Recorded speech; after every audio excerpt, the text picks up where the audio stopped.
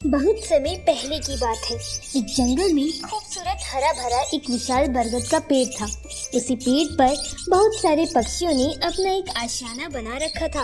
उसी जंगल के सामने एक बड़ा सा आशियाना था, जहाँ पर एक राजा विक्रम ने अपनी छोटी सी सल्तनत उस आशियाने में बसाए हुई थी।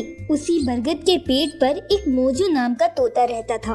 वह हमेशा दुखी रहता था और सोचता रहता था, इस पेड़ पर सारे चिड़ियों के घर कितने अच्छे हैं और सबके पास कितना धन भी है। बस मैं ही अकेला इस पेड़ पर गरीब तोता हूँ। मुझे अपने आप को धनी बनाने के लिए कुछ काम करना होगा। तभी एक पिंटू कबूतर मोजू तोता के पास आता है और कहता है, अरे भाई मोजो, क्या कर रहे हो? अरे क्या बताएं भाई, इस गरीबी से बड़ा ही परेशान हो गया हूँ। अरे मोजो, तुम्हारे पास इन सारे पक्षियों में सबसे धनी पक्षी बनने का मौका है। अरे कैसे बन सकता हूँ मैं इन पक्षियों से सबसे ज्यादा धनी? जो सामने वाले राजा विक्रम की सल्तनत है ना, उसी राजा विक्रम ने अपने दरबार में एक तोते को नौकरी पर रखना चाहते हैं। जो तोता अपने कलाकारी से विक्रम राजा को प्रभावित करेगा, उस तोते को सल्तनत में नौकरी मिल जाएगी और फिर उसके तो बल्ले ही बल्ले हो जाएगी। अरे ये तो बहुत ही सुनहरा मौका है मेरे लिए। उस विक्रम राजा के दरबार में ना जाने कितनी सोने के सरफिया हीरे जवाहरात पड़े हैं। अगर मुझे वहाँ पे काम करने का अवसर मिल गया तो मैं वो सारी चीजें धीरे धीरे चोरी करके इस संसार का सबसे धनी पक्षी बन जाऊंगा।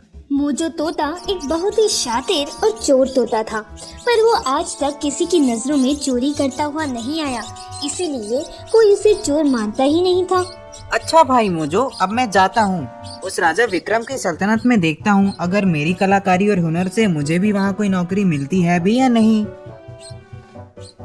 थोड़े समय बाद मोजो तोता भी वहाँ से चला जाता है और वह अपने हुनर और कलाकारी से विक्रम राजा को बहुत प्रभावित करता है, जिसके चलते विक्रम राजा उसे अपनी सल्तनत में नौकरी दे देता है। यूं ही कई महीने बीत जाते हैं। मोजो, जो अब उस विक्रम राजा की सल्तनत में नौकरी करने लगा था, एक दिन की बात है। राजा विक्रम अपनी दासी टीनी चिड़िया से कहते हैं, सुनो दासी, हमारे शाही महल में बहुत सारा खजाना आने वाला है, इसलिए तुम अपने साथ कुछ पक्षियों को ले जाओ ताकि हमारे खजाने पर कोई आंच न आए।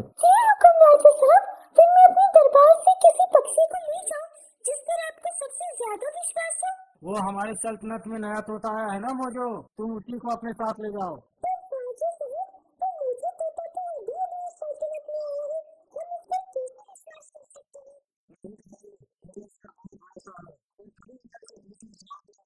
दासी अपने साथ मोजो को ले जाती है और फिर दोनों उड़कर खजाने के पास जाते हैं। खजाने को देखते ही मोजो कहता है, इतना सारा खजाना!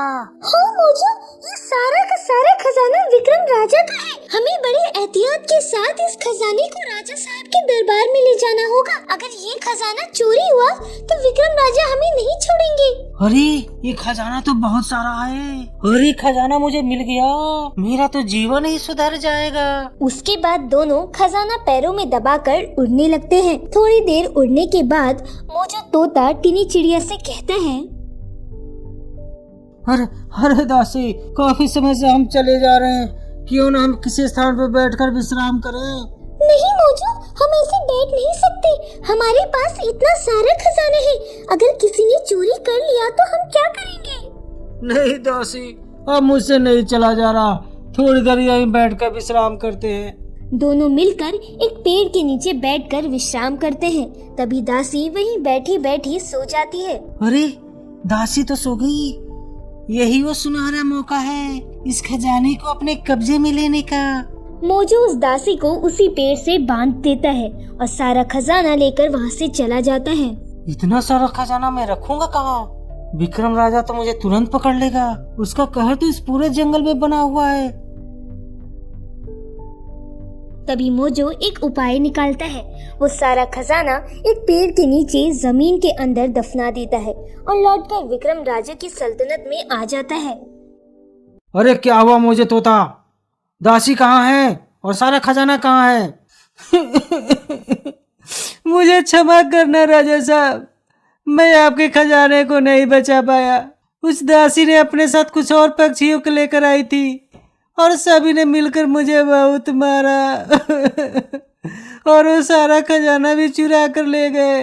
उस दासी पक्षी ने हमारे साथ विश्वासघात किया है। हम उसे नहीं छोड़ेंगे, उसे काले पानी की सजा देंगे।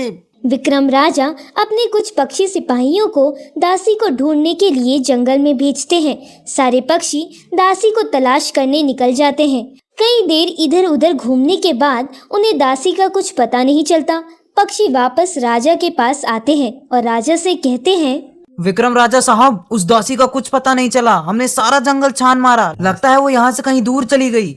उसका पता चलेगा भी नहीं। मैंने उसे ऐसी जगह कैद किया है उसे कोई पक्षी भी नहीं ढूंढ पाएगा। पर अब मेरा यहाँ रहना खतरे से खाली नहीं है। अगर वो दासी किसी तरह आ गई तो मुझे तो मौत के घाट उतार दिया जाएगा। इससे पहले मुझे तुरंत यहाँ से जाना पड़ेगा। यूं ही कई दिन बीत जाते हैं। एक दिन मोजो तोता विक्रम राजा के दरबार में हाजिर होता है। राजा साहब, मुझे कुछ दिनों के लिए छुट्टी चाहिए। मेरी तबीयत बहुत खराब है। मैं कुछ दिनों के लिए घर में रहकर विश्राम करना चाहता हूँ। ठीक है मोजो, जाओ। अरे वाह, मैंने तो इस राजा को अच्छा बेवकूफ बनाया। अब तो मैं सारा खजाना लेकर यहाँ से कहीं दूर चला जाऊंगा। मोजो हंसते हंसते वहाँ से चला जाता है। वहीं दूसरी तरफ विक्रम राजा अपने सेनापति उल्लू से कहता है, सुनो सेनापति, हमें इस मोजो का पीछा करना होगा। मुझे इस तोते के चाल चलन कुछ ठीक नहीं लग रहा। विक्रम राजा अपने सिपाहियों के साथ उस मोजो तोते का पीछा करता है। मोजो तोता उसी जगह जाता है जहाँ उसने सारा खजाना जमीन में दफनाया था। विक्रम राजा भी उसी के पीछे पीछे छुप कर जाता है। मोजो तोता जमीन से सारा खजाना बाहर निकालता है। तभी विक्रम राजा अपने साथियों के साथ उसे रंगे हाथों पकड़ लेते हैं।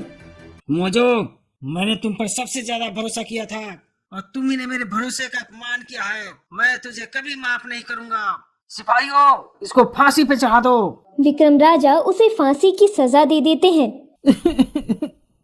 राजा साहब, मुझे क्षमा कर दीजिए। मैंने बहुत बड़ा पाप किया है। मैं दोबारा ऐसी गलती नहीं करूंगा। राजा साहब, मैं पैसों के लालच में आ गया था और मैं अपने आप को सबसे ज्यादा धनी बनाने के लिए मैंने पाप किया है। मुझे क्षमा कर दीजिए राजा साहब। मोजो रोते रोते मिन्नतें करने लगता है। तूने जो पाप किया है मोजो, उसकी सजा तुम्हें जरूर मिलेगी, ताकि दोबारा हमारे दरबार में ऐसी कोई गलती न करे और कोई गलती करने से पहले 100 बार सोचे। मैंने इतना बड़ा पाप क्यों किया? मैंने चोरी के लालच में मैंने अपने जीवन को बर्बाद कर दिया। इसी तरह मोजो तोते को फांसी की सजा हो गई और विक्रम राजा को अपना खजाना वापस मिल गया। चोर चाहे कितना भी शातिर क्यों ना हो, वो हमेशा पकड़ा ही जाता है। सारी सल्तनत में मोजो तोते की बदनामी होने लगी। सब उसे बुरा भला कहने लगे। विक्रम राजा ने किसी तरह अपनी उस दासी को ढूंढ निकाला और सब पहले जैसा सुरक्षित हो गया। विक्रम राजा ने उस दिन से एक भी तोते को अपनी सल्तनत में आने से मना कर दिया और उन पर पाबंदी लगा दी। इस कहानी से हमें ये शिक्षा मिलती है कि चोरी करना सबसे बड़ा पाप है और जितना हमारे पास है उसी में खुश रहना चाहिए। दूसरे का धन देखकर हमें लालच नहीं करना चाहिए।